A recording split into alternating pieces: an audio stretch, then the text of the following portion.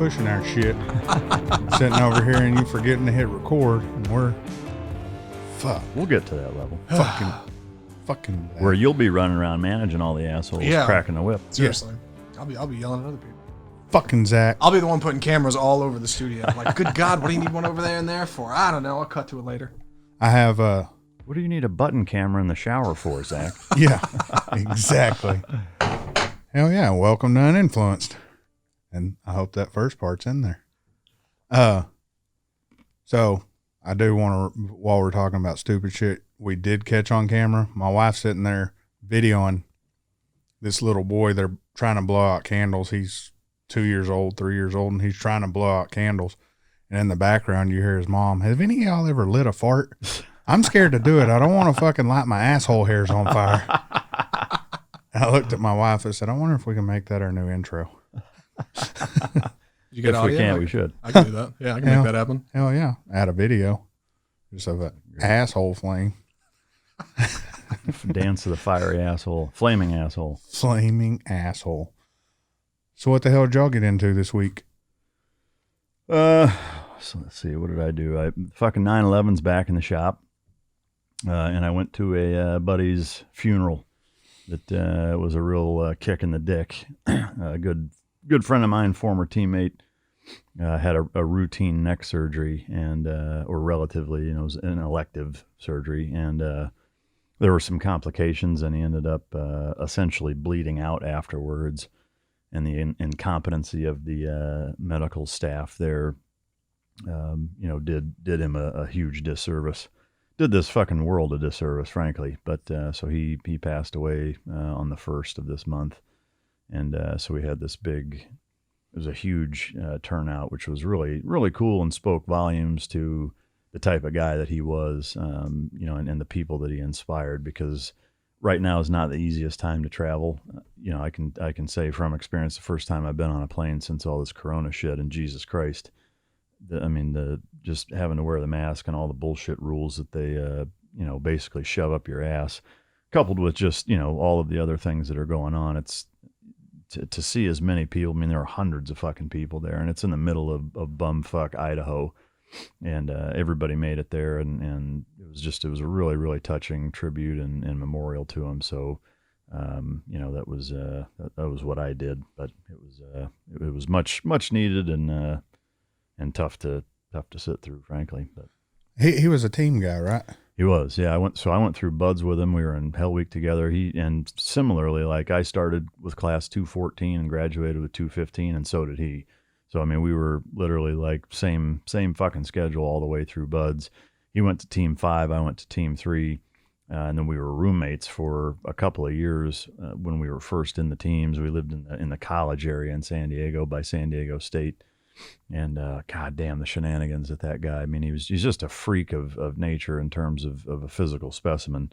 And he would eat about half his body weight. And one of the things that he did, and there was probably 10 other fucking people there at this memorial that all had a similar story, where for whatever reason with pizza, if there was pizza in your refrigerator, that motherfucker would go in there and would eat all of the toppings off of it and leave the fucking crust. So like, there'd be a full fucking crust with nothing on it. And he'd be like, and he'd always say like, oh bro, I had some of your pizza. And you're like, oh yeah, no problem. Then you go in there and you're like, you motherfucker. Yeah. Like, it's just all gone. It's totally fucking useless. Yeah, that fucking pizza's worthless. Or like there'd be peanut butter on the fucking ceiling. I'm just like, dude, how did you even get it up there? Just shit like that all the time. But heart of gold, and was a bad motherfucker. I mean, I can say that he's at or near the top of the list of everybody I've ever known in my life in terms of them being a legitimately just dangerous motherfucker. I mean, he was a black belt in jiu-jitsu. He was like 6'2", 230 with about 4% fucking body fat, could run ultra marathons, but could pick up 450-pound dummies and throw them on his fucking shoulder and run up a hill. Like, he was just a total freak. And, when he graduated high school, he had offers from every D1 fucking powerhouse football team in the country wanting him to come play linebacker for him. And he turned it all down, went to Valley Forge Military Academy, and then joined the Navy to be a SEAL. So he was just a fucking great guy. That's sad. An elective surgery. Yeah. And it's some dumbass who couldn't make it as a good surgeon. Yeah. Fucking fucked it up. Takes that from the world. That's crazy. Now, me being me, I know a little bit about the military and stuff like that. Crazy question. Some people may be thinking this, especially listening, and you have people pass away all the time. And all the movies you see, SEALs, y'all put your trident on caskets and stuff like that. Yeah. Do y'all really do that? And if so, do you get a new trident for every one to put it in? Cause we do. Yes and yes. In fact, maybe we can throw this clip into the YouTube version. I think that would be a nice touch. But yeah, I can do that. What do you got? I don't know if you guys can see this. Play it on camera here. I don't know if you can see that or not. But in this case, he was cremated, so we had a big wooden American flag. Oh, that's awesome. And those are all tridents. There's a Ranger insignia in there also.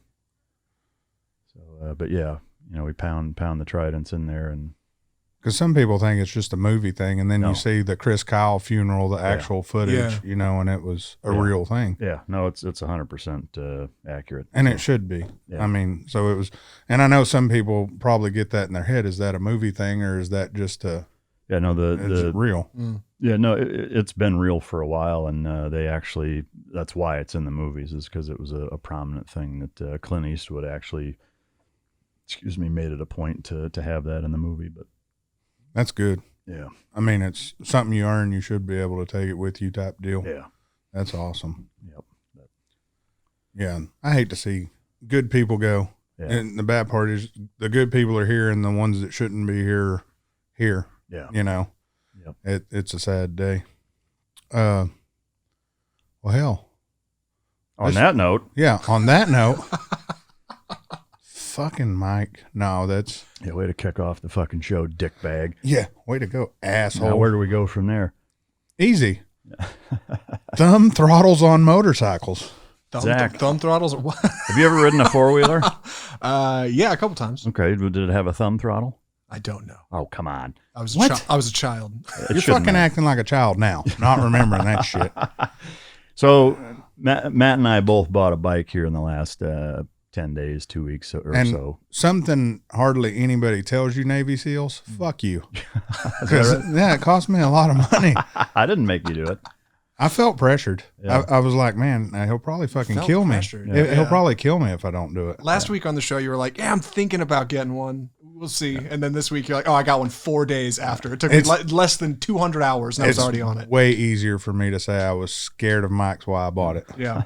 That way my wife can be, I get it. Hey, you're a man of commitment. Yeah. You say you're going to do it, and you do it. Yeah, but let's talk about this. Mike brings it up. We're heading to Houston, and he brings it up, and I'm like, that's a good fucking question. Why the fuck don't it have that? Yeah. Thumb throttle? So people that are on watching YouTube, you'll see it, and if you ride, you twist your wrist on a motorcycle, but on four-wheelers and stuff, your wrists are planted and you have a throttle here. Okay. You still have your clutches and everything here, but your throttle's right here. And it's so much easier, and I totally get. And what was your reasoning for that? I mean, it made total fucking sense. Yeah, so to me, for starting out, I mean, yes, once you get experience, you don't have that problem. But I would say, at least for me, and I know, the people that I've talked to about first starting out, the most common reason that they fall off the back or dump it is that they are trying to steer, or their fucking hand goes numb, or whatever. They lose track of the fucking throttle hand, and or your hand twitches, or you fucking go the wrong way or whatever, and you gun it unintentionally. Yeah. There's two problems with the throttle being the turn of your wrist that way, is that, if you're trying to steer and it's a tight corner or turn, sometimes if you're not thinking or whatever, you can actually gun it accidentally because you're just pulling hard on the fucking thing. There's also not really an inherent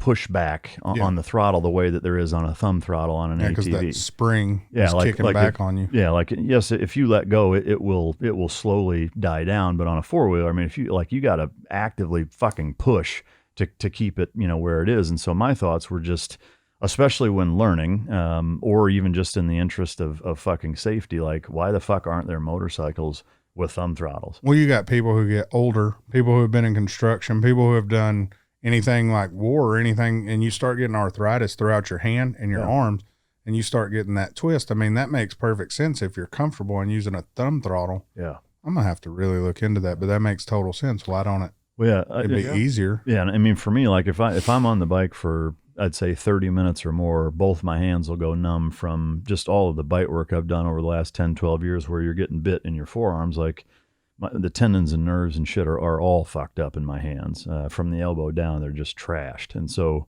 yeah, like, you know, just hanging on to the fucking handlebars, but having to squeeze and be cognizant of the throttle, it makes them go fucking numb. And I was like, God damn, it'd be nice to have a thumb throttle. So anybody out there listening, if you're a fucking engineer or, you know, what you're heavy into bikes or whatever, if you know the answer as to why there isn't, or can link us a thumb throttle, you know, or give us some kind of fucking insight, fire that shit up. Yeah. And I mean, it on the opposite side of FU, also thank you, because you did tons of research on the motorcycles, and I basically bought the same bike you have, just the down version. Mine's not a M, it's just a blacked out bike. But on the way home, I hadn't rode in a while, and as you're talking about, you know, I'm older and I've been in construction, squeezing pliers, doing shit like that, masturbating, but I got bad arthritis, and my wrist started getting really sore, and I was like, fuck, this is uncomfortable. I look over and the bitch has cruise control, and I'm like, oh fuck. I hit cruise control and just fucking down the highway. I'm like, that's fucking amazing. Yeah. But the thumb throttle makes perfect sense. It's got to be there for something. Yeah. Someone has to have invented that. Yeah, why is that not stock? Yeah. If not, people not doing this. Uninfluenced thumb throttles coming to you for motorcycle riders. A logo on them, yeah. Yeah, once we figure that shit out. I mean, to me, there's got to be a reason why there isn't. It's just, to me, like I don't know why that would be. You know? Yeah. Is it? Yeah.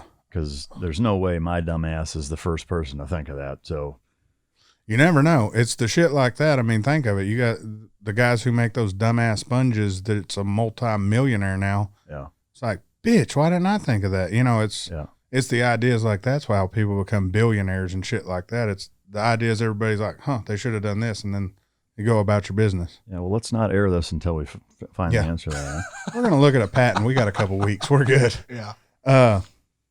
Yeah, I mean, that's fucking brilliant, honestly. And look at it. I'll look more into it, but you would think it'd be so fucking, that'd be standard. Yeah. I feel like bikes got to get the short end of the stick in regards to like technological innovation, right? Because they're hairy, and I feel like people at the DMV or whoever who decides what can be and can't be on the road at some point is looking at bikes like, I don't know, a thumb throttle? It seems like they could get going real fast or something like that. Sounds like that's going to be doing wheelies. That's the only reason I could think it wouldn't be a thing. Yeah, because somebody already came up with it and somebody else said, no, that's not okay. Sure. Yeah, but you got to get to a patent office and block it that way. And then you can't stop aftermarket because, okay, so you can't put it on production. Well, you can't do some of the shit we do to our cars production either, but we still do it. Yeah. Yeah, that's true. Yeah, I'm just surprised that, at a minimum, there isn't some sort of aftermarket, adaptation that you can fucking put on. But yeah, it makes sense. I mean, fuck, look at all the shit we have nowadays. Oh, I know. I mean, I'm surprised it ain't, hey, Siri, hit 55. Yeah, yeah. Hey, Siri, shift gears. I tell you, it's probably not fucking far off. It's probably, you seen that electric motorcycle and shit out there? Yeah, the fucking Power Glide or whatever. Yeah. Fucking, I mean, it sounds like a crazy fucking shit. Automatic dildo. Yeah. Yeah, Power Glide. You're in the same realm of the cars.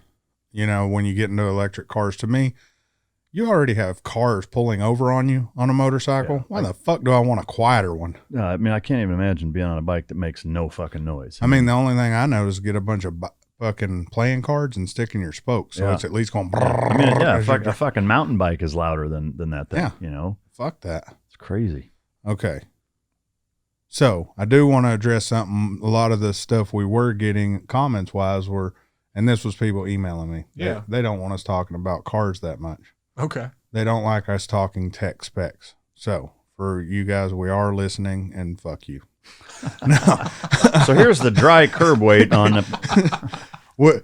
We will ease up on that as far as technical specs, but for the ones that like the technical specs, we'll figure a way to bring that into them. Happy medium. Yeah, happy medium. Like, go fucking buy it yourself or look online. Yeah. Google, you fucker. Yeah, sure. But I do want people to know we do listen to you. And there was even a Corvette guy who brought up he don't race other cars in his Corvette because he just don't trust his Corvette to go over 100 fucking miles an hour. That's fucked up. Yeah. But I appreciate your honesty. I meant to screenshot that shit and send it to you, and I was like, this can't be fucking real. Yeah. Well, I mean, what fucking year Corvette does he have? Did he say? Probably a C8. No, he didn't say. I think I asked him.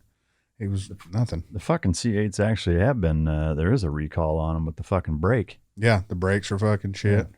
And then there is a listener, I do want to address him, so he feels like he's needed. Yeah, I mean, you want them guys to feel needed. You know, you want them to feel part of everything. And it's a guy who says he's only here for Mike. Oh, Christ. His name is T.O. Only here for Mike. See, now you said his name on the show. Now he knows that Mike knows he's here. Well, what we're going to do is a giveaway for a Mike date. Okay. Yeah. Really? Yeah. The only thing is... Do I have to go on that? Yeah. Well, you don't have to. I didn't say which Mike. Oh, I got you. Yeah, we're just saying any mic. Yeah, you have to go on a date with the microphone. Yeah. Yeah. And you have to pay. You have to fly your own ass out here. That's right. We'll meet you in a red sweatshirt at a... Do I get to pick the winner? Because, I mean, that could be interesting. We could do it that way. A free date with Mike Ritland. Get some interesting fucking inquiries. Yeah. Heavy on the query. It's like supercharged. It's like the supercars. It'd be just dudes. Yeah. Fucking sword fight. Dudes everywhere. Like, I love him. Yeah. So Christ. Yeah. I want to bring up something. I'm going to skip ahead in my show notes. Something I was thinking about last night, and I do it to my wife all the time. Evolution fucked up. And it's a serious thing. Why didn't they make the nipples on a woman like volume knobs and the other one an options button? So when she's bitching at you and shit, you can be like, turn it down. No, turn that motherfucker down. And that's because somebody likes fucking with us. That's why. My wife, I'll get in the shower and she'll get in there and be talking her shit, and she's like, "What are you doing? Trying to shut you off?" Yeah, I'm fucking pressing on the other one. If I hold for 3 seconds, maybe it'll stop. Yeah. Turn around. Let me unplug you. I bet you get some real mileage out of that move. Yeah. I mean, She loves that. We got so many business ideas right now. We go to the plastic surgery board. Yeah. Can you take this PlayStation controller and make it nipples? Just hit the D-pad, fucking all right here. Yeah. So I was thinking about that, and I mentioned that to her, and I haven't had sex in a while. So I just really wanted to bring that up to you guys. That didn't go over well? It didn't go over well. Because I asked her where a reset plug was and all that shit, and she just looked at you. Yeah. Got out the shower. Yeah. Just fucking hates me. So, what else you got going on this week? Anything? So in terms of the car stuff, give you an update on this. Well, two updates, I guess. So the R8 is still getting the twin turbo kit put on. It is on the lift, getting all the shit done. They were measuring and doing all of kind of the technical work, getting all of the fabricated stuff fabricated. So now it is up and being installed as we speak. It should be another probably 2 weeks, but week and a half, 2 weeks, according to them. But as far as the 911, so one of the problems I was having with the meth kit, there were two things going on. Was there was almost like a sputtering at kind of the mid throttle range. And my assumption was that it was basically coming on too early, where the throttle response isn't high enough boost wise, where that's when the meth is dumping into the chamber. And I was actually right, surprisingly, is that he had it set at 5 pounds of boost, which is really fucking low considering it maxes out. He's got it set at like 32, 33 pounds, which is a lot.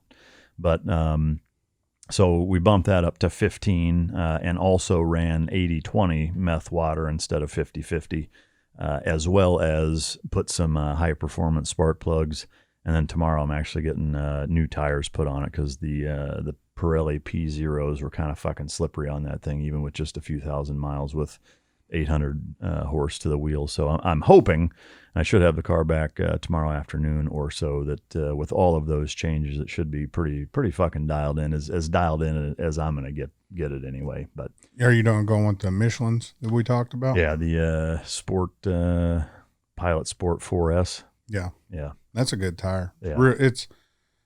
it's got a point to where it's not sticky, and then there's other on you're right in that realm of where it's going to be a great tire. But say you're R8, Yeah. fuck no. Yeah, it's gonna slide. I mean, I'm putting the Toyo 888s on it, triple R or whatever the fuck they are, and I'm doing 20s in the back and 19s in the front. But yeah, even with the new Toyo tires on it, it's still with that amount of fucking ass behind it. It's gonna be slippery. Are you going with those forged wheels or whatever? Yeah, MV forged. I want to say they're aluminum, but Yeah. yeah, it's actually a really cool pattern. It looks kind of akin to the Huracan stock rims. But Oh, okay. That's going to look good. Similar to those, yeah. Going with the black? Yeah, matte black. Yeah. So There's a joke there, but I'm not using it. There is? Yeah. what do you mean? Yeah. 10 years ago, I would have said some shit. Yeah, I can't wait for you to get that back. That thing's going to be nuts. Yeah, I'm looking forward to it. But. On my supercar adventures, I'm on the fence. And I mentioned this to you a little bit. So with my 720 and getting the bike, I forgot how much fun motorcycles are to ride. Keep in mind, mine's governed down just like yours right now. We haven't hit the break-in miles to take it past 125, which I have not done more than 3 times. Throwing error codes. Yeah, right when I left the dealership because I just gunned it and threw it into a mode. But I'm seriously thinking, so the McLaren, I love it, but we've talked about it before. There becomes a point in time to where it's just not fun to drive. And the McLaren's fun to drive, but I kind of want a car that's between that and what it was stock, that's fun to take out on date night. And there's something about, I find my wife very attractive, which is a good thing. Usually when guys get married, they start looking at their wife like, fuck. What was I thinking? Yeah. Damn, I could have done better, And the chick's sitting there going and doing better. But I'm sitting there thinking, if I take my wife out in the McLaren, the bad thing is the way the doors open, which are fucking amazing if you're a dude. But you get a chick in a small dress getting out of that car, and the valet starts giving you $30 to park the car. That's a basic instinct. Yeah, it's a fucking bad deal. It's like, here's 30, bro. Yeah. Thank you. And then they give you 30 when you drop the car back off. It's like, fuck. The car appreciates. But I'm seriously thinking of selling it and saving up for about 6 months to maybe a year and just getting the F8. Yeah. I mean, to me, there's for sure an element twofold, I think. And to your point, there's a weird speed addiction that, and we've talked about this a number of times, not on the show, but at first, whatever fucking car you're in that's the fastest you've had seems fast. Mm-hmm. And then, 3 weeks to a month later, you're used to it. And then 2 months later, you're like, fuck, this isn't fast enough. And then you go do more shit to it. And then you're like, holy fuck, this is what I wanted. And then 2 months later, you're like, fuck, this isn't, but there comes a point where now there's so much power to where it's actually not that fun. Like, yeah, that's how I fucked up. Yeah, like it's work, it's exhausting. Like it makes you pay so much attention and be so fucking careful that it like blows your fucking adrenal glands and actually like stresses you out almost. Yeah. And so it's like it's like a fucking dopamine thing, but then it gets to the point where now, it's like, it's so fucking loud and so violent and so much power that just throws you everywhere that it stops being fun. And so for me, I think kind of the happy medium, I mean, the 911 is kind of right at that. That's a perfect car. That limit of, especially as well as it handles and grips, being all wheel drive and whatever, 800 to the wheel is maybe a little more than it needs to be in terms of, it still gets loose, from a dig, and also even in second or third gear, if you gun it and the meth kicks in, it'll fucking spin. And to me, like, once you're at that point, any more power than that is kind of fucking useless in a lot of ways, or there's very one-dimensional ways that you can do it. So I certainly understand what you mean, and I think the second point of that is that there's a driving experience that I think is probably way underrated and probably the most valuable thing. Mm-hmm. That's one thing I will absolutely give to a supercharged Huracan or R8 is that it, it's about 650 to the wheels, and it is just an absolute fucking dream to drive. It's almost perfect. Yeah, are there faster cars? Yeah, there's a lot of cars that are way faster, but it's faster than most at that. But it's so fucking buttery smooth, instant fucking good punch right when you want it. And because it's stock, it's a naturally aspirated motor that goes to fucking 9,000 RPM. It sounds amazing, 5.2 V10, and it's an absolute fucking blast to drive. But I would say the same about the 911 is even stock, those things are fun to drive, and you put some extra ass into them, and it's tough to beat too. But so, to your point of the F8, I think, that's probably in that same category. The neat thing about the F8 is you're getting that stock. Yeah. You're getting that like, holy fuck, this is fun to drive right off the shelf. Whereas the other two, you got to do some shit to them. And it's like the 720. It was the same way. I wasn't going to live with that horrible ass exhaust. Yeah. And so I put the Rifeco exhaust on there, and that thing sounds mean. Yeah. I mean, it's loud as fuck. It's fucking mean. And then you get, so the Ferrari, there's no way in hell I'll keep it stock. I'll end up doing full exhaust. More than likely it'll be rifed. And then I'll do the tune on it. Probably not a crazy tune. Yeah. Get it somewhere around 850, 900 horsepower. And I'd probably tell them to do that at the crank and be done with it. Yeah. But it's a point in time where no one around here wants to really drive these cars. The most they drive them is from their house to a show and park it in a little meet, and then they go home. And it's like, that shit's just not fun for the amount of money I spend on this car. Yeah. I want to get a car that's fun to take on date night or whatever. Like the Porsche to me, your 911. And I even talked to Avalon now, I guess is the name of the new park place. But I was talking to the manager over there, and I was like, dude, how much is it for me to order a 992 Turbo S?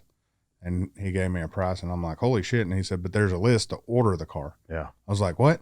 There's not a, hey, I'm ready to order. He said, no, there's a list to get to order the car right now. I was like, holy shit. Yeah. Well, yeah, I'm on one of the Porsche dealers here in DFW. I'm on their list. I was number 8 at the start. I'm number 3 right now. Because people are dropping out, or they're just getting to order finally. Yeah, so they got their first allotment of 5. I don't know when the fuck they're going to get an allotment for any more of them. It may be next fucking year, Yeah. So it may be next year at this time by the time I'm actually up on the list. But so yeah, I mean, it to me, like that's an equally fucking awesome car. Yeah. For a lot cheaper too, but it'll be between those two cars. Yeah. Or if the Pistas keep doing what they're doing, and I can get something like that orange and black one I showed you the other day. Yeah. Holy shit. Yeah, to me, with the F8's Pista, still better though. No, I agree. I mean, handling wise and raw violent speed, the Pista is going to be a little bit better, a little more track focused, but you suffer so much on the interior and the ride quality out in town that to me it's a no brainer. I would do the F8.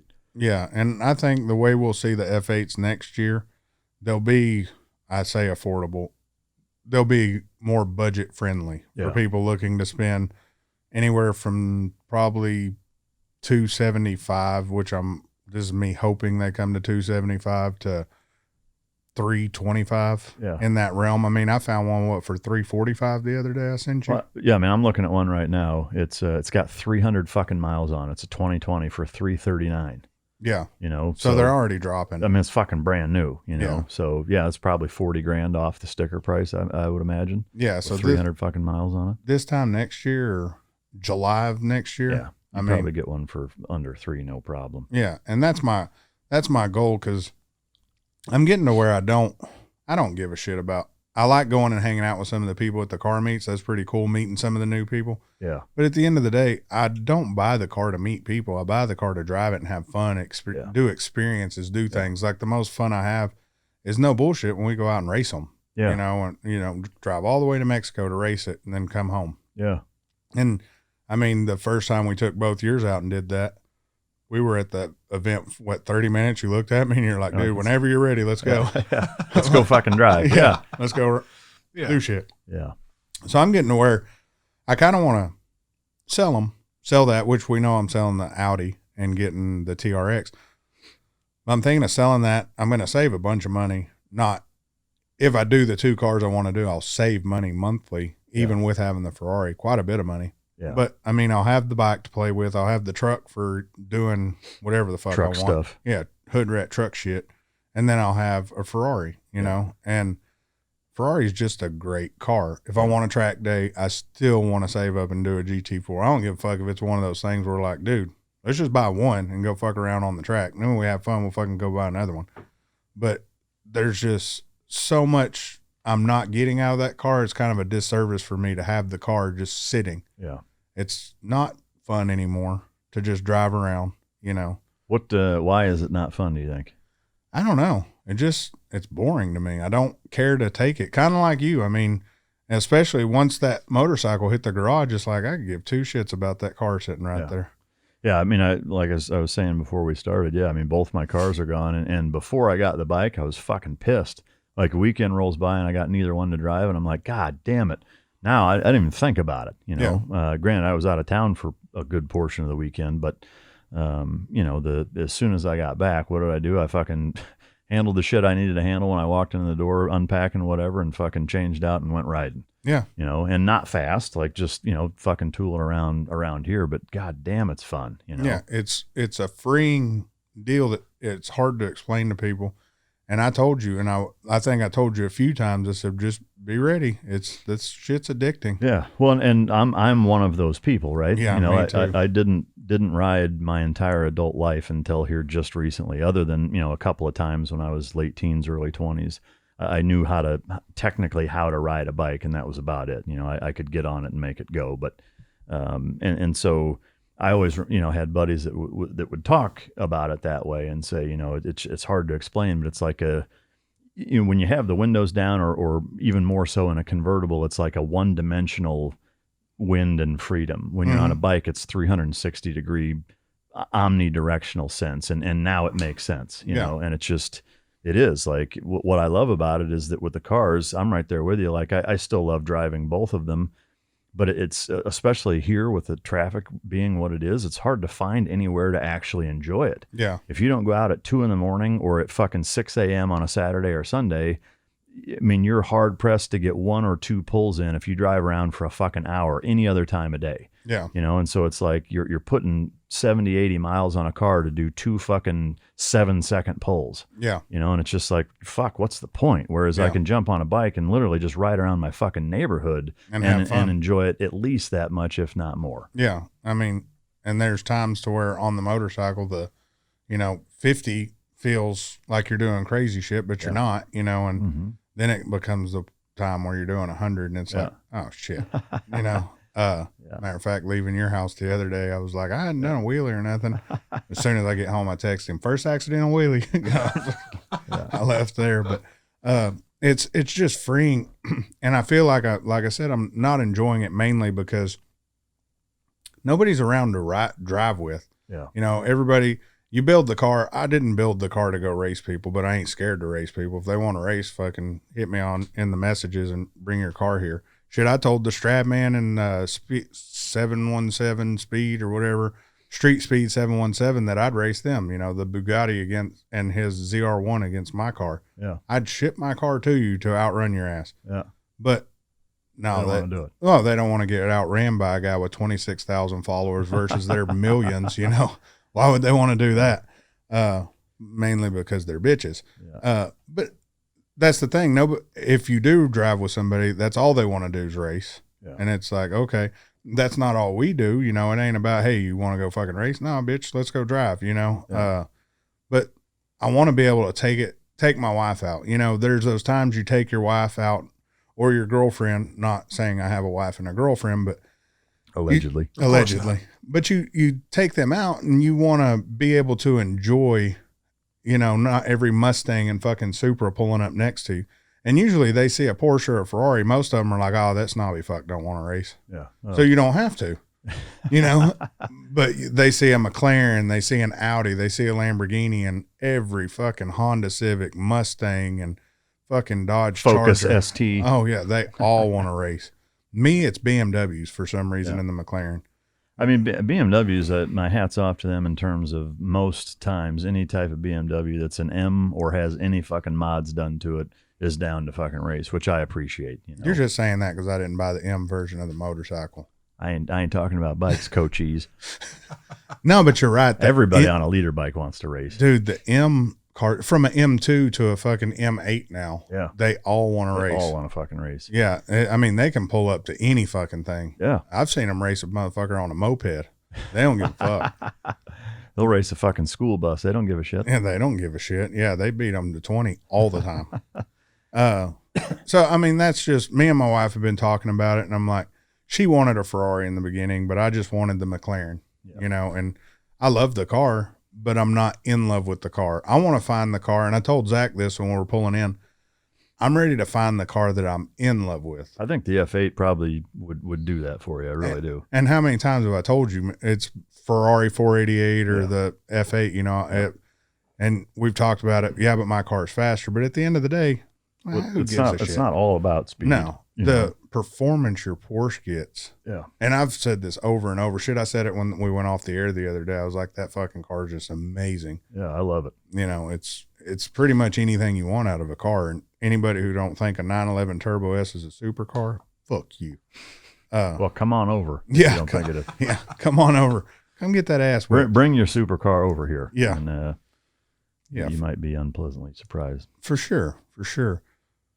What do you think about all this? I was so proud of Zach. He gets in the car and he's like, man, you'd be so proud of me. I start researching cars, talking about windshield wiper fluid, putting it in the car. I was like, and in my head, the first thing I think is, Zach, you can fucking put windshield wiper fluid in your car, fucking any car. You just put it in and you turn the fucking little squirter on, fucking clean your windows.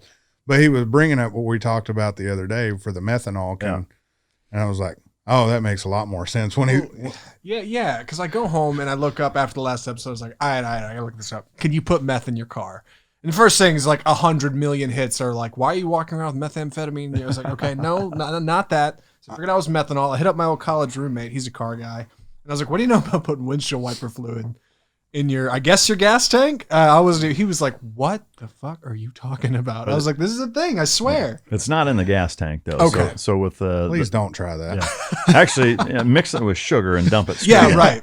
Perfect. No, the methanol kits are in a separate tank. It's usually, a gallon to 3 gallons. Mm-hmm.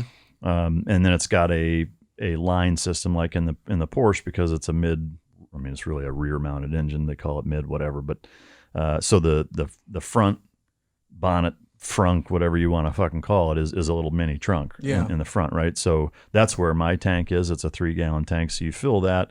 It's got pressure lines going all the way back into the engine, and there's a chamber that at a certain level of boost, where the engine is making a certain amount of power, basically, is that it sprays like a mist of that shit into a chamber that acts both as a coolant in terms of cooling the fucking engine down overall, but also the biggest thing from it is that it adds a lot more explosiveness to, and which translates to power, basically. So, right.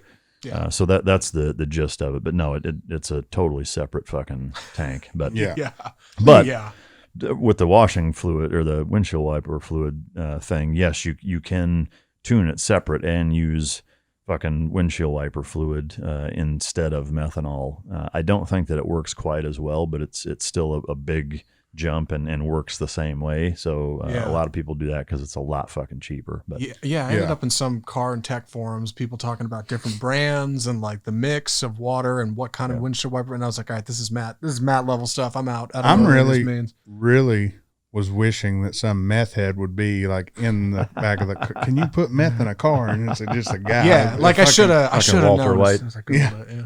Have you looked at Blue Waffle? Yeah. Yeah, okay. That's old. I got that say, one. Yeah. If not, please do right now. You got on the air. Lemon Party. That's another one. You know I haven't done that. Really? I'm going to check that out right now. There you go.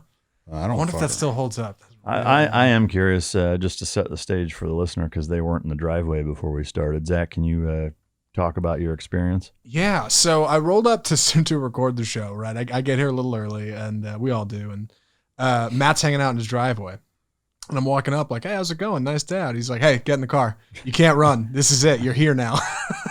I was like, well, hold on. We're supposed to start recording in 20 minutes. He's like, that's plenty of time. Yeah, rest assured, we will get where we're going in 20 minutes. So, Yeah, he pulls us around the police station, fires past it like Maverick right out of Top Gun.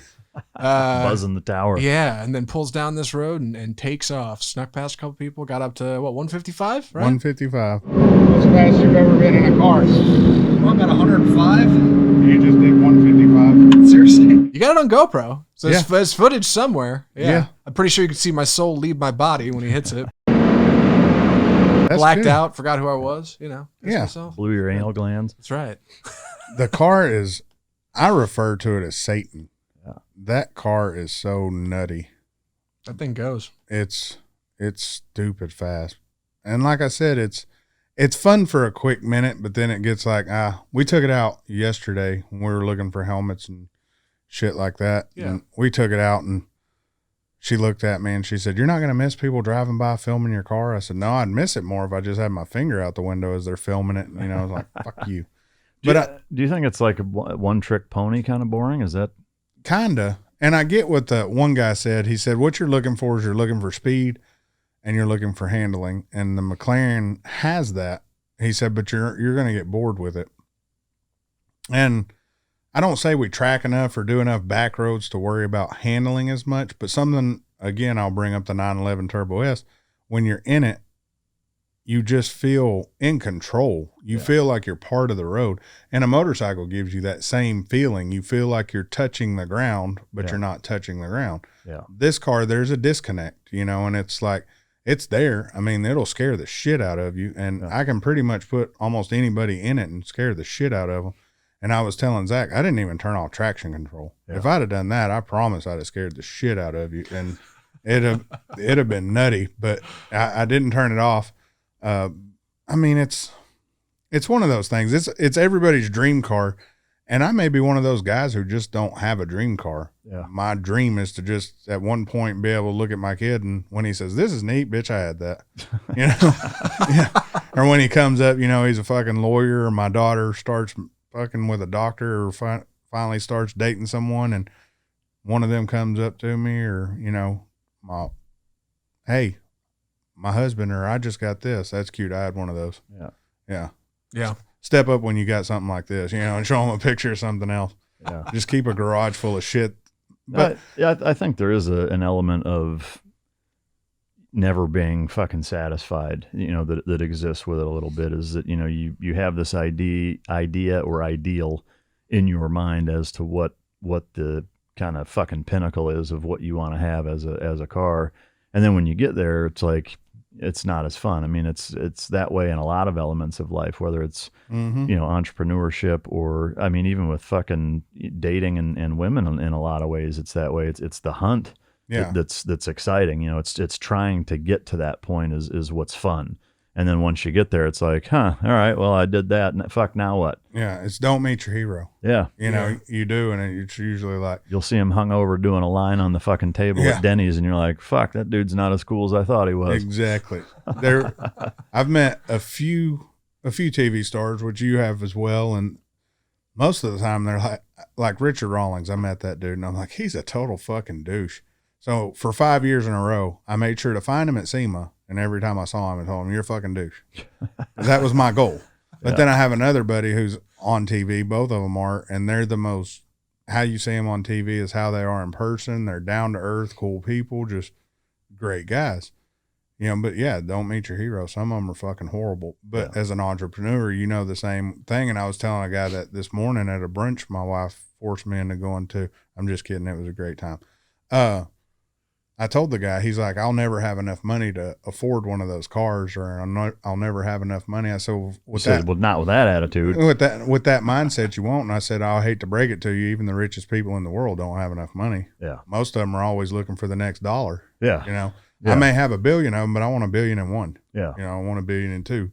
Yep. And that's what makes them what they are. Yeah. When you settle with happiness, if you're happy, that's good. But I guess the way I was raised, I'm never totally content. No, my wife, I'm not looking for the next wife or anything, but cars and houses, to me, that's different. Those aren't something I'm fixed to, material goods have a way of doing that. And I think, there's an element of you realizing that is half the battle, and then the other half is trying not to fall, too victim to that of letting it fucking dictate you, just constantly fucking chasing and getting rid of shit. And I think kind of that fix is, again, something like an F8 or something that you truly enjoy getting into every fucking time, and that feeling doesn't go away. I want to be able to drive it with a hard on without my wife rubbing on my dick. You know what I'm saying? It's like, I got a hard on in this. I did that in your old Hyundai too, so it's not really the fucking same thing. And what that guy brought up has had me thinking of one of the points I wanted to bring up is being poor a choice. And to me, in some aspects, it is, because there's some people, and there are some people where, so this can come off really, really fucked up, but there's some people who don't have money and they're happier than the richest person I've ever met. Yeah. And to me, that's the coolest shit ever. That's the dude I want to hang out with, because I want to learn how to fucking be happy like that. Yeah. Me, myself, I'm always looking for the next thing to work on or get better at or strive for things, Zach will come in, a couple times he's been here. This could be better, or this could, what I'll do, I'll fucking have it changed by the time you get back, Yeah. Same thing with the cars, with everything. I'm always looking for the next thing. Money's the same way. And I think people who have that, what is it you always say? The must be nice syndrome. I mean, that's a choice, For 100% is for 100% sure it is. The caveat to that, I think, is that don't let you mistake that sentiment as being that being poor means that you're also unhappy. That's true. Because the absolute fucking reality is that adage, money doesn't buy happiness, is absolutely fucking correct. Now, granted, if you're enjoying what you're doing, money makes it that much more enjoyable. Exactly. However, there's a lot of rich, miserable motherfuckers out there, and so to me, it really boils down to priorities, because having a lot of money is just like anything else that's very difficult to attain, is that you have to fucking put a plan together, realize, okay, here's where I'm at, A, here's where I want to get, B, and now every fucking decision that I make every single hour of every day is geared towards getting to being wealthy. Mm-hmm. If that's your number one fucking goal, that's how you get there. Yeah. But guess what? Is that your personal relationships are going to suffer, your family's going to fucking suffer, your health is going to suffer. A lot of things are going to be traded for the ability to pursue that, mm-hmm. and so 100% it is. But again, I think when people hear that, or they hear somebody with money say that, or even if not, is they think, well, you're just a fucking asshole, like being gay is a choice. Like, no, it's a completely different fucking thing. Yeah. It is, now the shit doesn't happen overnight. But everybody that got to where they got to, where they're at a certain level of wealth that pretty much anybody would consider them wealthy, worked their fucking ass off to get there, minus the trust fund baby assholes or whatever. But 98% of the fucking people that have 9 fucking zeros behind a number in their bank account, that's what they focused on, and it was their singular focus, and a lot of other things suffered to get there. So you can do it, but it's a trade-off. Yeah, and we talk about it all the time. We've talked about it several times. I would say I'm one of those people. I'm not happy unless I'm striving to be better at something. And putting together this show that we started putting together, for me, I wanted to make sure it's comfortable for you, comfortable for Zach. So if there was something we needed, I'm making sure to get it. Why is there still not a suction cup dildo in my chair? There is. You just swallowed it. So obviously this week I need to order a bigger one. You got to taper up, Matt. Yeah, Jesus. Exactly. I'll get you the battery operated one. Give maybe me the 3-foot Intimidator. You are riding now, so we can get you one with a Kickstarter. Yeah, you just come in. Vroom. Does that have a thumb throttle? Yeah. Definitely. To really fuck his wrist up and make it a twist throttle. That's right.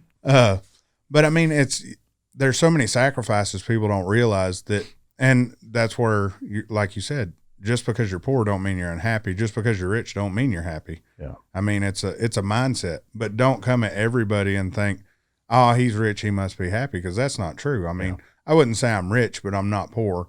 I'm right there middle class, but every day I want to be better and better and better. I don't even know if I were rich that I would ever think I was rich. Yeah.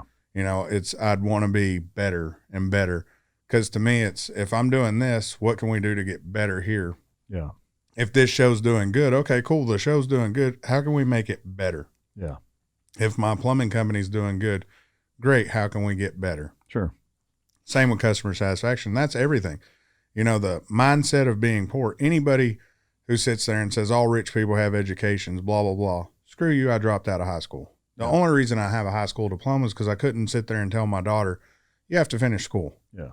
I couldn't tell her, why don't you go to college? Unless my dumb ass went back and I got my diploma. Mm-hmm. Now that's as far as I went, but I was smart and I went to a college and got my diploma. That way I could say I went to college. Yeah, there you go. Like that. I got some college. Yeah.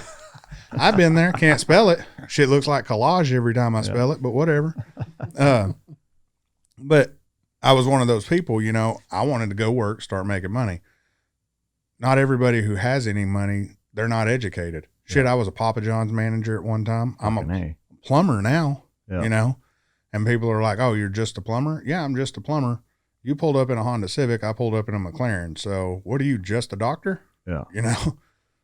Come on, asshole. Yeah, I mean, money doesn't fix money problems. And like I said, you know. The more you have, the more you spend sometimes. Oh, absolutely. That's the case. But if you're happy, yes, money will make it easier to do the things that are continuing to make you happy. But like we've already said, not to beat a dead horse, there's a lot of people that are barely scraping by monetarily that are some of the happiest, coolest people I've ever met in my life. And absolutely on the transverse, I would say even more so that most of the people that you meet with money are usually miserable and they're wretched fucking assholes. They're fucking dicks. You know, so yeah, I mean, it's Matt. Nothing. Zach, God damn it. Oh, don't worry about me. Yeah, no, I'm good. And that goes on to one of my other topics. And you pretty much, I guess we kind of came to this conclusion the other day on our road trip to Houston, underappreciating the people around you. And it ties into some of the stuff we're always doing. We're always working. So when someone around us that we're close to, especially say my wife, if she's busted her ass cleaning the house, getting dinner and going to the store, you know, that's great. But hey, your fucking cat pissed on the floor. Yeah. You know, I don't fucking sit there and, hey, thanks for doing all that. Let me go clean up this cat piss or let me do this. No. Hey, cool deal. You went and did all that, but you didn't do the laundry and your fucking cat fucked up my floor. Yeah. You know, we underappreciate people around us, and our loved ones take it probably harder than fucking anybody, whether it's wife, daughter, girlfriend, whatever. It kind of sucks, you know, and I don't know if you thought about it, but I didn't think about it till my wife brought it up. And then I was talking to you about it and you were like, well, yeah, I kind of do the same fucking thing. And it's like, fuck. And that's an asshole move, but I don't know how to fix it. Yeah. You know, you can put it in your head and for a week you're trying to talk to them, but yeah, I mean, you go back to fucking up. Yeah. I mean, the one thing I'll say on that is that I'm probably a little more hyper aware of doing it or when it's being done because of dog training is that, you know, the basic principle of operant conditioning is teaching the dog or whoever it is that you're training that it's their actions that dictate the consequences, you know? And so the neat thing about understanding that as it relates to a dog is that you can set the environment up to where it's really easy for the dog to make the decision that you want them to make, and then you mark and reinforce it. So you train your girlfriend the same way? Yeah, click and treat, motherfucker. That's all you got to do. Yes. Yep. Where do I get these clickers? Where are these? Yeah. I got a whole bag of them. Yeah. On Amazon, it's called the bitch click. Yeah. But yeah, I mean, so it's that same principle. One of the, you know, kind of analogies that I use in a lot of the training sessions that I do when I'm teaching people about that is that, you know, if you have a spouse that, you know, use the example that I think I used in the truck, but I'll say it again here, is that, you know, you spend all weekend, your wife's out of town, you spend all weekend cleaning the house, and she comes home, you know, it's fucking spotless. But the one thing that you didn't do was take the trash out. You know, you cleaned everything up, and so now the trash is full of dust and dog hair and garbage and whatever because you spent the whole weekend cleaning it. And the first thing out of her mouth is, you didn't take the fucking trash out? Mm-hmm. How likely is it that you're going to clean the house again? Fucking zero. Yeah. Right? Now in the transverse, if when she comes home, she's like, holy shit, and drags you into the bedroom and starts a fucking leaf blower, Fuck you're yeah. going to clean the house every fucking time she's gone. And clean it while she's there. Bitch taking a nap. Wake up, that motherfucker clean. Be like, honey, look what I did. Yeah. But, so it's that frame of mind that people have to realize is that, that's what drives motivation in everything, whether it's an animal, a person, whatever. It's gratitude of some kind. Yeah, with humans, it's a little different in showing appreciation. With a dog, it's marking and reinforcing, but the principle is the exact same. No, it makes total sense. And you brought up a perfect point. I'm that dude. When my wife's out of town, there ain't a motherfucking dish. There ain't shit left anywhere that's not cleaned because I don't want to get yelled at. I want her to come home and be like, man, the house is spotless. Yeah. But my reaction is, if I keep this bitch like this, she'll know. I can replace her ass. That's that fucked up tendencies in me. I'm like always thinking of other shit. But I love my wife. I'm just real fucking weird about not appreciating the good shit she does, But I'll go over to someone else's house and their wife, girlfriend, whatever, boyfriend, do the same shit my wife just did for lunch, for dinner. And I'll be like, oh, thanks for having me. Man, this is amazing. And your wife's go home and you're like, what the fuck? Yeah, and your wife's over there like, yeah, you ain't getting sex for a fucking couple days, fucking asshole. Yeah. Yeah. Bitch, get up and give me a donut. Yeah. It's fucking... Smile like a donut. Yeah. So we'll switch off of that and throw this out there. What's the fucking craziest pickup line you've told a chick? I don't know about craziest, but the one that comes to mind, and I'm gonna preface this with "you're fucking welcome," right? Is that so? You're at an establishment and you've got a friend with you, right? And you walk over to he's in cahoots with you, of course, in this move. But you walk over to whatever girl it is that you're eyeballing, and you tap her and you say, "Excuse me, miss." And she says, "Yeah." And you turn over your shoulder and you say, "You see my buddy sitting over there?" And he waves. And then I said, "He wants to know if you think I'm good looking." And every fucking time, it's not crazy, but every time it solicits a laugh, and it's a surefire way to at least get a fucking conversation with somebody. See, that's way better than what I do. I just walk up to them. I hit him over the head, Nancy Kerrigan style, and drag him off. I just fuck with them because, humans are curious. Yeah. They're very curious people. We're like fucking deer. People say deer are the easiest thing to hunt. No, a fucking human is. Yeah. And this is no bullshit. So I'd walk up to chicks when we'd be in the bar, and I'd just... For once, I wanted to see if it would work. Would you tell a chick I have a small penis? I'm like, what? Yeah, I'm not hitting on you. I'm just letting you know I have a fucking small penis. Okay. And then all night she's fucking looking at you. And you got to think of it this way. If you have a small penis, you were just honest with her. So now you became the most honest fucking guy she's ever met.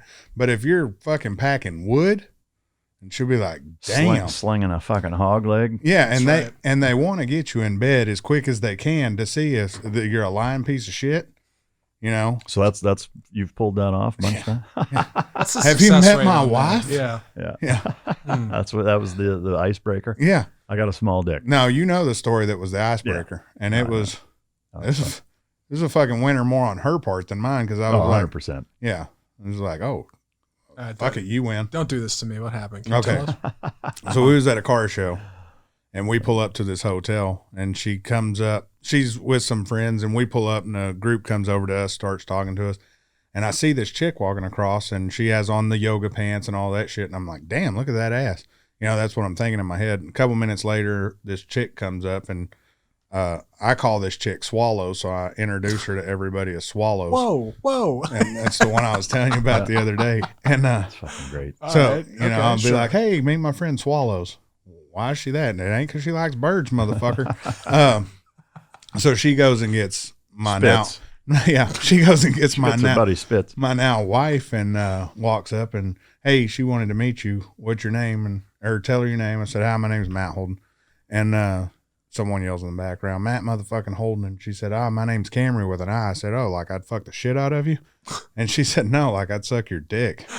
And then she turns around and walked off, and I'm like, huh. Looked at my buddy. I said, I think I want to marry her. And sure as shit, yeah. 3 days later, they got married her friend. No, I'm just kidding. No. But, yeah, she won that one. That's solid. Yeah, she still hasn't, though. Rock solid. Yeah. Still waiting on the blowjob. It's been fucking years. A man can dream. Yeah. Fucking fleshlight. God bless it. Yeah, so that's my craziest pickup line. I had Zach, what do you got, Zach? Nothing. Nothing. You got nothing? Nothing in that tank. What's your craziest line to pick up a dude? Want to fuck? Hold on, let me check my grinder. What do I Yeah, want want to fuck, Honestly, wouldn't it be easy? Wouldn't it be nice if it was that easy? dude. I'm telling. So this is gonna sound fucked up, but the gay community has it set up because I mean you're fucking two dudes, not like fucking two dudes, but Right. you're two guys. You know what the other motherfucker's thinking. 100%. Yeah, I mean You're so on track all the time. Yeah. You know what's up. Yeah, I mean. Are you trying to tell us something, Matt? No, fuck. I love vagina. I told y'all the fucking episode 1 or 2. I'm fucking certified lesbian. Yeah. All right. Speaking 100%. of which, Yeah. y'all need to watch the new Adam Sandler movie on Netflix. What is it? Hubie Halloween? Hubie Halloween. Oh, get out. That stuff's good? Dude, it's not the movie that's great. Right. It's the chick that plays his mom and her friend go to the thrift store and buy all these shirts. Okay. Well, they don't know what the shirts mean. So as the movie goes on for an hour and 45 minutes, they're in different shirts as it goes. And they all have punchlines or sayings. And let's just put it this way. They're sayings that a guy would wear. That's fucking great. And it's fucking amazing. And it's like, fucking move. I want to see what shirt she has on. You know, the whole fucking movie. It's That's like, a good gag. yeah, I mean, he's smart that way of doing stupid shit like that. But yeah. So this stupidest shit was I have a small penis, or craziest shit that's worked. Yeah. That's Worked for crazy me. that worked. Yeah. Yeah, but think about it. Go put it on your fucking Facebook. Hey, I got a small penis. Most of your dudes are going to be like, I knew that. I've took showers with you before, bro. I mean, I don't know any guys other than you just now that actually calls it a penis. Well, I'm trying to be somewhat polite, so maybe we get a Disney Channel fucking deal. No, that ain't happening. Oh, yeah. I mean, we were just talking about turning a chick's nipples down to get her to shut the fuck up. Mickey Mouse may be into that fucking shit. He might be. Yeah. But I mean, my wife gets pissed so my wife thinks it's okay to say vagina and not pussy. Okay. Yeah, it's no good. And it's okay to say cunt.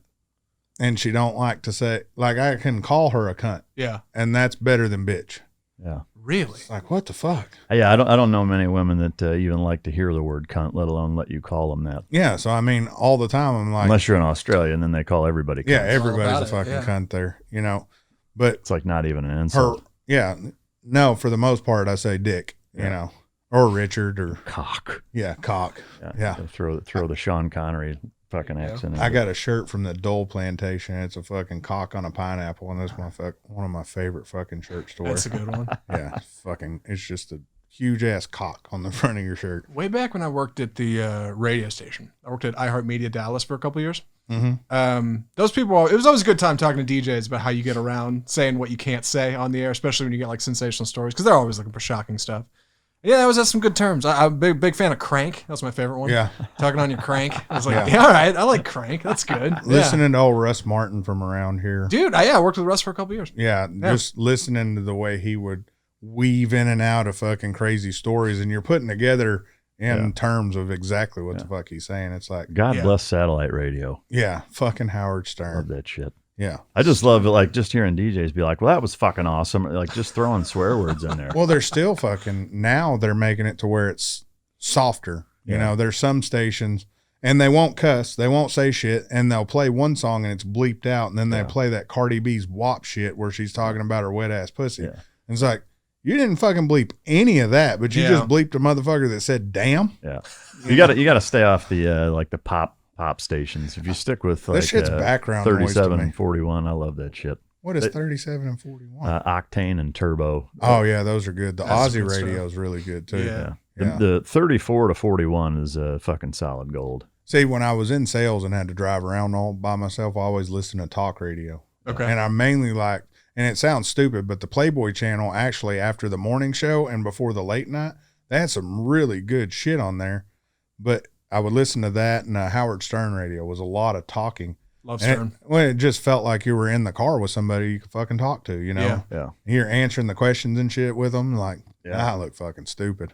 I'm that motherfucker who don't want to talk on Bluetooth because the dude looks over and like, this motherfucker's talking to himself. I used to rip old Stern bits off YouTube and burn them to a CD player in my car. And I'd drive around and listen to him when I was in college. And like I'd end up late to class. I'd be stuck in my car listening to a great Stern bit, and like I couldn't leave. Yeah, Like middle of an interview or some ridiculous stunt, and I was all over it. Yeah. Someone Good asked, radio. someone asked me the other day, do you know who Beetlejuice is? And I said, which one, the little midget or the other one? And he said, no, yeah, the little one. Whack pack. And I was like, you know where he came from, right? And he was like, no, man, I just found him on YouTube and things like that. I said, fucking Howard Stern. Oh yeah. Who's that? Man, get the fuck away from me. How old are you? Yeah, don't ever fucking call me, talk to me, text me, Luke. If you're subscribed to me, get the fuck out of here. But yeah, if you don't know Stern, and my wife will do that shit because she's And younger. Howard Stern's still on the radio, though. It's not like Oh yeah. It's not like he went away. it's not like fucking Cronkite, where it's been 30 years since he's fucking. You said. date someone younger. How often do you get that shit to where you're saying something and it's a good, like you almost feel like she should know what the fuck you're talking about? Yeah, regularly for sure. You know, you get through it and you're like, yeah. get the fuck out of my house. An example of this besides Stern. I mean, that's probably a fine one. People not knowing who he is. Man, fucking anything. But back when Sesame Street was fucking banging all the cast members. To me, it's just talking about like with my kids and like cell phones in school or whatever. Like she references her left and right flank of having a cell phone in high school, and I'm like, motherfucker, there weren't cell phones when I was in high school. Yeah. If you were really cool or a drug dealer, you had a fucking pager. Yeah, and that was it. I thought I was a bad motherfucker when I learned how to put hello on that bitch. Yeah, or fucking boobies. Yeah, Yeah. breasts. That's right. And then we had those Nokias that had Snake on it, and you're fucking in the middle of playing Snake and shit, and the battery would die. Yeah, Snake and Breakout. Yep. Yeah. So for me, it's usually shit like that, where it's just a frame of reference that's Yeah, pagers is a good one. We've talked about that, and she's like, "That's the thing doctors carry, right? Yeah. Bitch, that's the thing we carried." Yeah. Otherwise, we use payphones and we call collect. Yeah. That's the plan. I used to call collect all the time to figure out time and date. Really? Like I didn't know what the fuck it was. Yeah. Or fucking. We would just call collect when it, like, if you needed a ride. It's Sure. like you'd call your parents collect, and then they know that's when they fucking Yeah, just come tell pick them you I'm up. ready. 100%, Your yeah. name? Yeah. What's your name? I'm ready. Yeah. And just hang up. Yeah. I used to call and tell them I'm calling from the Mesquite Police Department, not knowing that fucking my mom finally got caller ID and shit. And it was literally fucking 4 trailers down at the mailbox is where I'm calling from. It's fucking. I was an idiot. I seriously don't know how I'm still alive. But yeah, crazy shit. So, what was the other thing? Oh, another thing we might not be able to air. Yesterday, I got cut off 2-3 times in the McLaren. And I cut you off in a McLaren? Yeah, the motherfuckers just cut over in front of you. They're Really? fucking assholes. Yeah, they want to get insurance money from you. Typically, I see cars like that. I get way over. I'm like, you know what? Let's just Typically, slide you over do, this but lane. Yeah. The wrong people Sure. brake check the shit out of them. Swoop and squat, fucking. Think about this. Road rage lights. What? Road rage lights. We get LEDs, and they're going to be fixed. And you push a button that says, fuck you. All right. You push another button and it says, get the fuck over. You could do a couple of them, just release them in different terms. Yeah. Hello, officer. Hello, officer. Fucking pig. Catch me if you can. Yeah. The Hey, Porky. well, I mean, to me, what would be fucking great is to just have a fucking LED bank like on the back, and it's just voice activated. You just talk to text, like you just speak into it, and it says whatever the fuck you want it to say. Why ain't we patent? Why don't you patent that shit? There we go. There you go. Think about it. How much would that, and would that solve any of this? I don't feel like I need to pull over and flip you off, or I need to pull over and pull a gun on you and tell you how stupid you are. Yeah. My road rage was clear, and my fucking aggression is gone as soon as I hit that button or say it into the phone. Fuck you. Yeah. And you see it. Yeah. Because you're going to be honking and pissed off. Someone pulls in front of you and their LEDs pop up. Fuck you. It's another $1 billion idea. Yeah, we'd be rich. Who's as writing fuck. these down? You guys? Well, we're recording it. That's the good Yeah, news. yeah. Oh, The right. good news it is Show recorded. notes. Yeah, Got the show notes. Show notes. Got it. yeah. And the good news is we said it first, so this is our, what do they call it? The poor man's patent. This is our official patent application. Yeah, bitches, thumb throttles, and motherfucking road rage lights. And if you rename them, fuck you. That's an episode title if I've ever heard one. Thumb throttles and road rage lights. Yeah. Usually thumb throttles where you're sitting there and you're putting your thumb up the chick's ass, running it like a throttle. You can call that the dirt bike. Like a throttle, huh? That's how you Yeah. do that? Hmm. Yeah. Ah, fuck. So, slow drivers in the fast lane. What do y'all think about that shit? Well, to me, the the Autobahn, I think, is a good example of people that just fucking get it. Exactly. You know, and for all of those assholes that want to talk about how it's dangerous or even that fucking article that's, you know, talking about street racing, the fatality percentage on the Autobahn is lower than it is on American interstates, and there's no fucking speed limit because people just get the etiquette of how to drive, where the left lane is the fast lane, and you either are hauling ass or passing somebody, and otherwise you stay the fuck out of it. To me, it's pretty goddamn simple. To your question, I can't stand slow people in the fast lane. It drives me fucking crazy. That's why I got road rage lights. Get the fuck over. Yeah. I'd like to kick it up a notch and go like with Batman type smoke screens and oil slicks and fucking like tire speed tire racer? poppers and fucking like sabotage shit. Yeah, Why isn't that okay? Yeah. it should be. Yeah. See, Well, get a plate cover and you're fine. You know, that's what I was just thinking.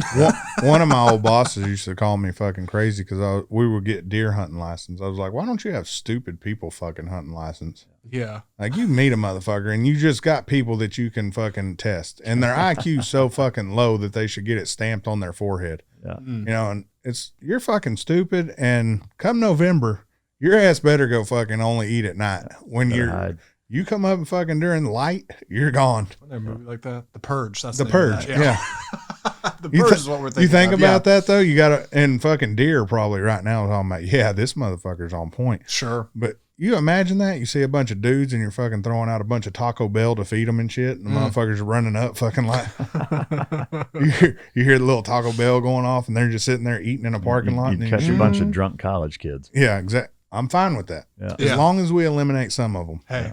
And maybe COVID is the answer. Oh, that's it. We're already off the air. Ooh. Yeah, stupid people really piss me off. On that article you're talking about, the street racing. Yeah, street racing in Yeah, Dallas. let me. Zach sent me that. I sent that over. 100% no context from me on this one. I just saw it and thought, all right, what does Matt know about this, if anything? What is this? They're putting up cones in parts of Dallas now to try to... Down off of Hampton and Oak Cliff, they're putting up, I mean, what the fuck is a cone going to do for, there better be a bunch of them bitches in the way, and that you can't scoot over one lane? Right, they're putting them in between lanes, right? Yeah. So you can't you can't change lanes. And I don't know about y'all, but you're just telling me so the new racing rule is if you hit a cone, you're out. Yeah.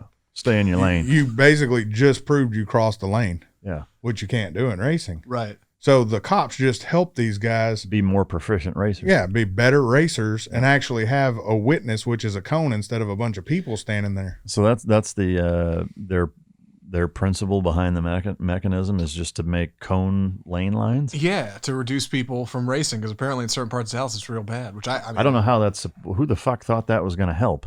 Fucking Democrats. taxpayers. Yeah. I mean, Fucking that's just idiots. Fucking dumb. Like that's You imagine the guy sitting there and they're at the fucking council meeting. They're like, I seen some racing. I know how we're going to stop it. We're going to send Billy down to fucking Home Depot. We're going to get his ass about 200 Yeah. cones. yeah. It's We're going to stop that shit right now. It's probably one of these people in a Corvette. You guys raced Yeah. in one. The motherfucker's pissed off. Go Yeah. get some cones. Well, to me, that's just a classic example of like such a disconnect of people in I'm using air quotes leadership roles, where the shit that they're focused on is just absurd. Similarly, like out in California, Feinstein and a couple other dipshits are proposing legislation to get like 40 fucking schools' names changed because they have ties to either a Confederate fucking general or whatever. It's like, why don't you worry about getting the fucking schools open?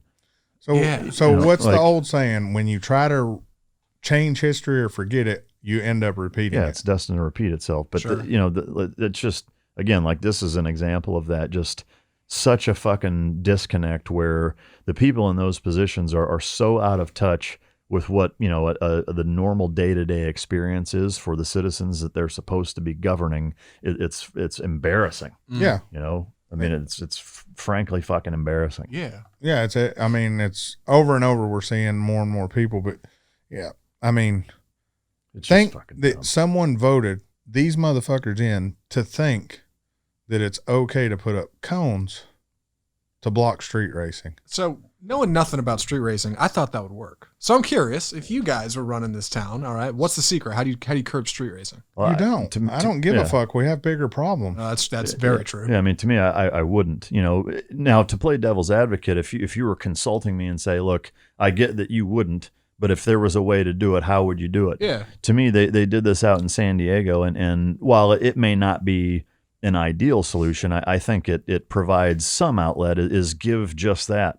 Is give guys an outlet where there's parts of the city or airfields or whatever that, like on Friday and Saturday nights, they block off and cops are there and they let you do it. Right. You know, because now, granted, that's like saying, hey, if I let you fuck this hooker, is that going to decrease your sex drive? No, it's not. Like No. they're still going to want to race. Yeah, sure. But, you know, for sure, and myself included, is if I had a place to go like that, you better believe I would go there. And for sure, there's times where it would allow me to do it there, and I wouldn't do it on a turnpike. Like when we want to race two cars or get a 60 to 130, like, and that's frankly most of the time that either of us go out and actually drive fucking stupid is when we want to see a time or which car is faster or whatever. Like, yes, there's the occasional somebody pulls up next to me or him or whatever, and you get after it for, 50 or 60 miles an hour, between two speed limits or whatever. But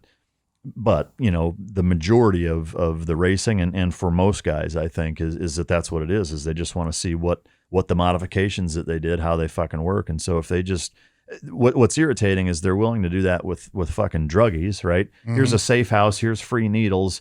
Here's fucking a Narcan kit so you don't kill yourself on the taxpayer's dime, but we're going to fry people for fucking street racing. Yeah. Like, big time. And I know it's just a huge fucking disconnect. Yeah. ton of cops though agree or go to street races when they're off duty. Yeah, sure. And they enjoy it. I mean, if you're not acting stupid and you organize it like you were saying, fuck, it's fun. But yeah, they did it in San Diego. They did it at Qualcomm Stadium, which is where the Chargers and the Padres used to play. And I think it was Friday nights, is that they would block off this huge section of the parking lot and they would do quarter mile races. I mean, all kinds of shit.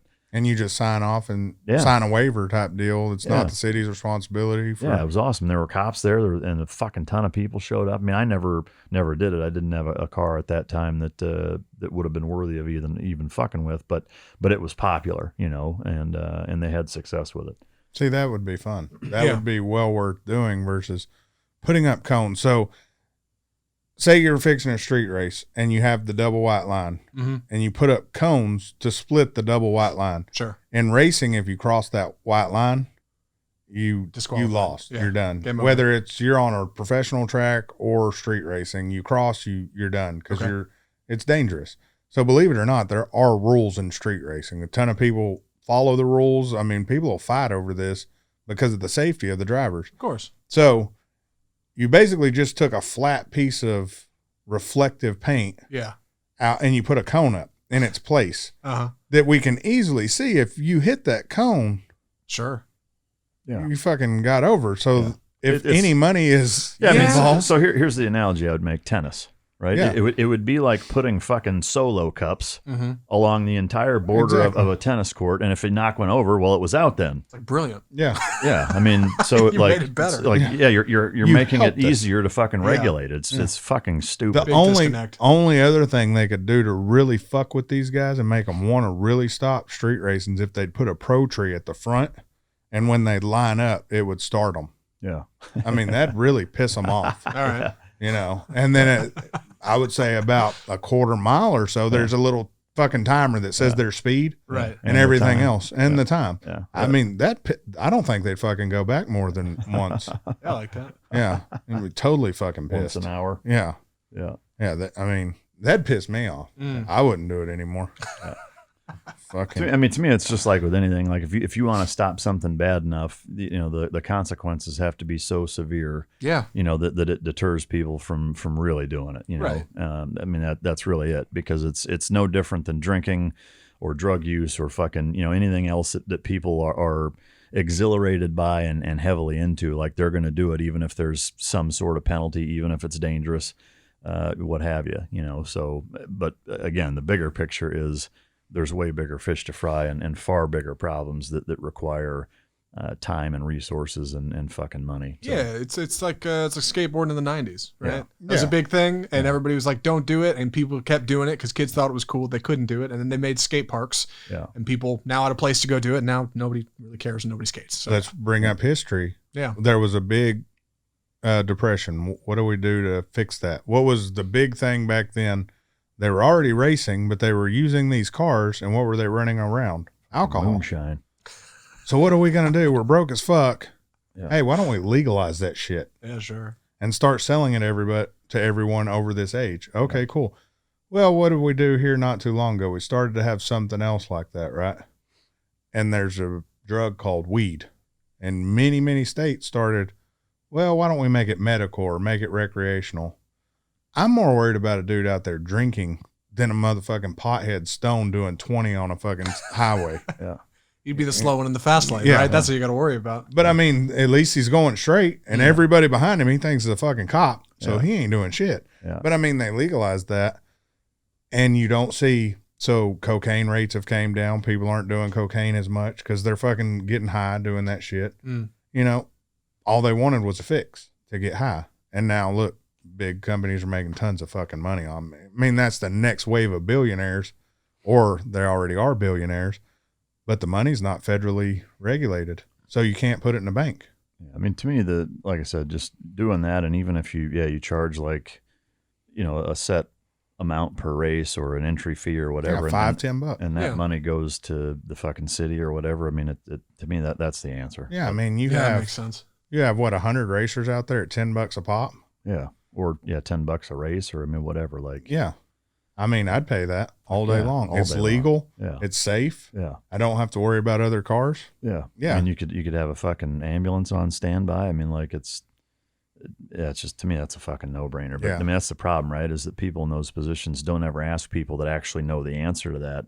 They're so egotistical and so power hungry that it's like and insecure Yeah. that they can't ask somebody, about something that they know jack fuck all about, and they have to just assume that they know better than everybody, and so they come up with these cockamamie fucking solutions that don't work and waste money. Sure. Exactly. Imagine getting pulled over for street racing. They're like, can you join this panel and tell us more about Yeah. I mean, they racing? should. I mean, honestly, yeah, really. But I mean, to me, if anything, the cones are a potential hazard. I mean, if you hit one of those at 160 fucking miles an hour, I mean, that could throw your ass all over the fucking place, and that's not going to deter people. I'll tell you, like, it won't. Right. No, but it just encouraged me. Yeah, and you're spooking normal drivers, right? Who don't know how to drive between cones, and they're all freaked out. Like, what are these things in the lanes? Yeah, it's all over the Exactly. place. I mean, it's fucking stupid. Like you said, people in that position are just dumbasses. Yeah. But you know who's the biggest dumbass are the people who vote these people into these positions. Mm. Which are us. But that's for a whole nother fucking story or a whole nother fucking show. Where we at? We good? I mean, we can go to 6 or 7 minutes. Fuck these people. No.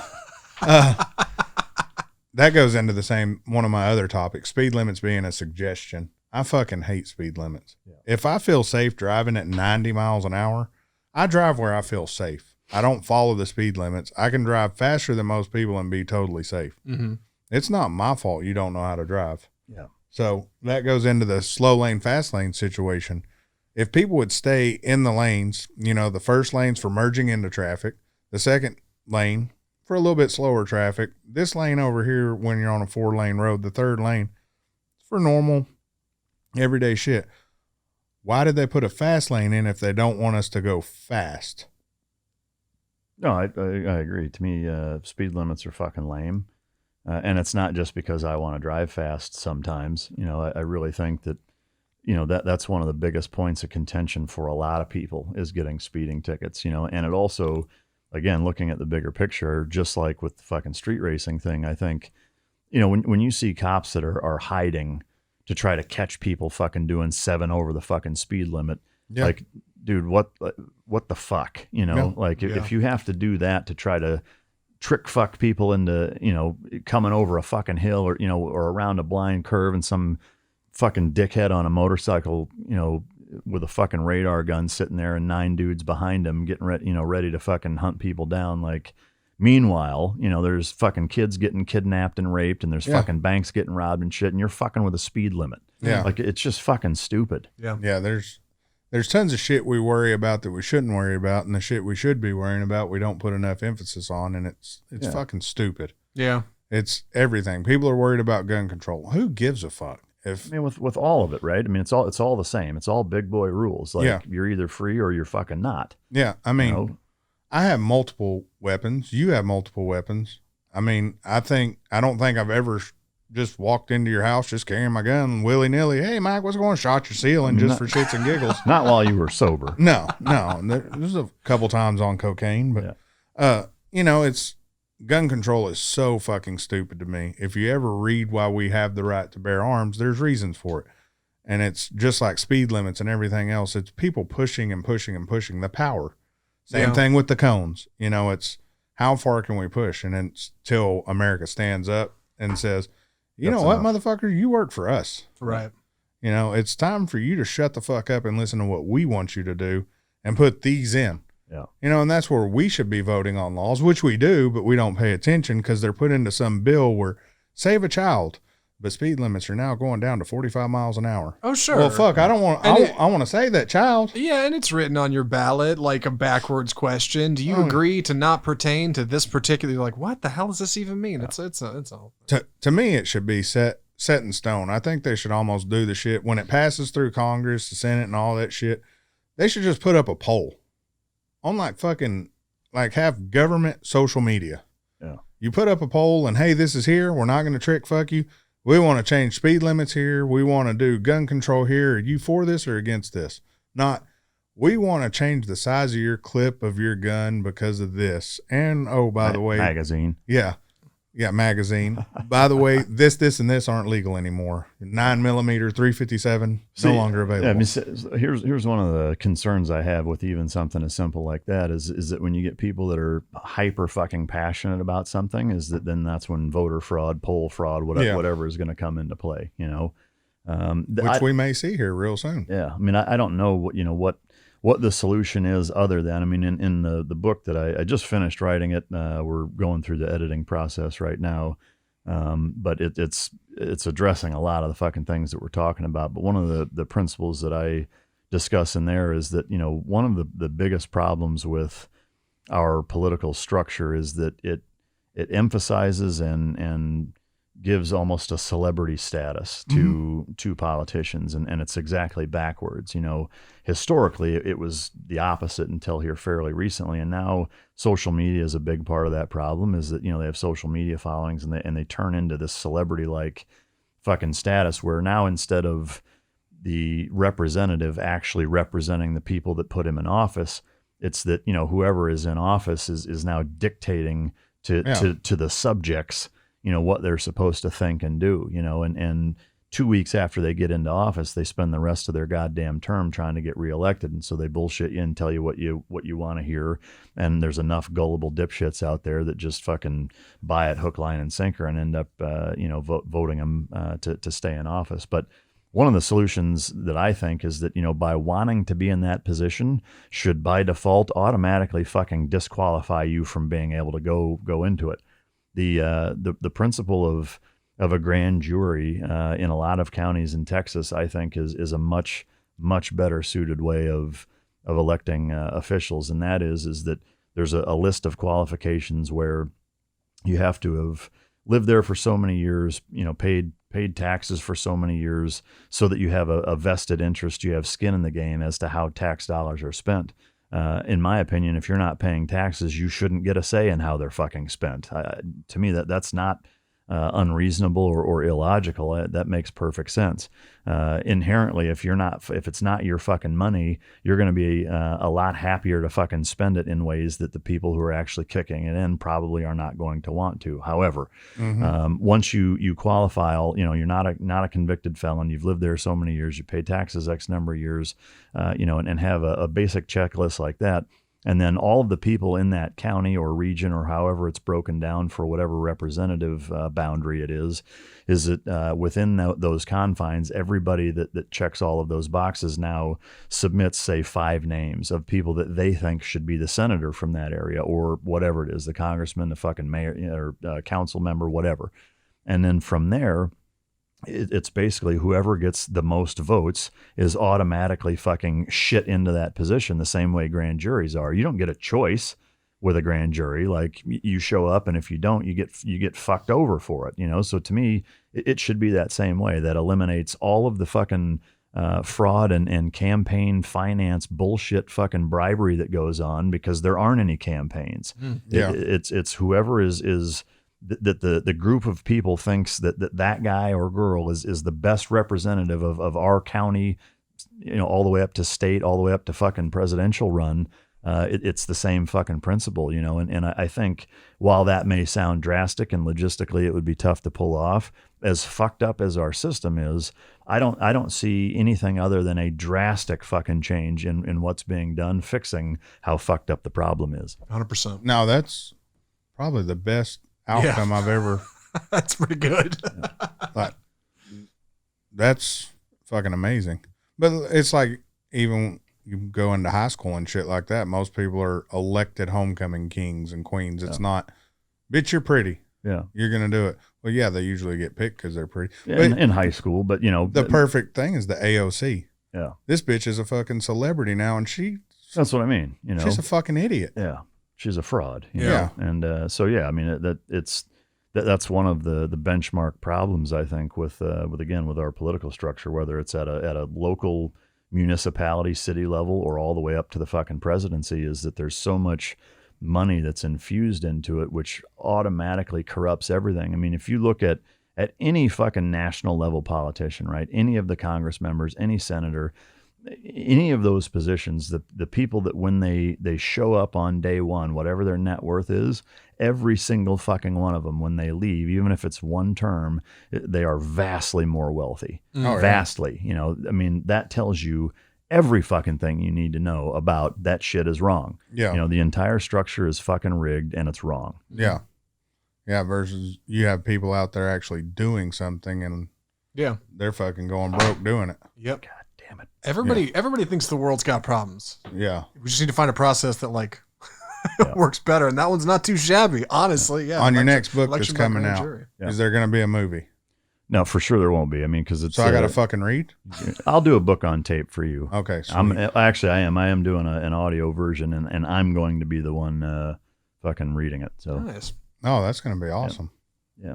Yeah, that should be good. Yeah. You should get like a chick reading it too. I can't do it, man. What about a chipmunk? No, I can't. I Like mean, a Christmas version. dude, I've had so many people that were pissed that I didn't read the first fucking 3, that they're like, you know, I've had a lot of fucking people like, it'd be way better if you were the one reading it. I bet So, T.O. or whatever, O.T., he's one of them.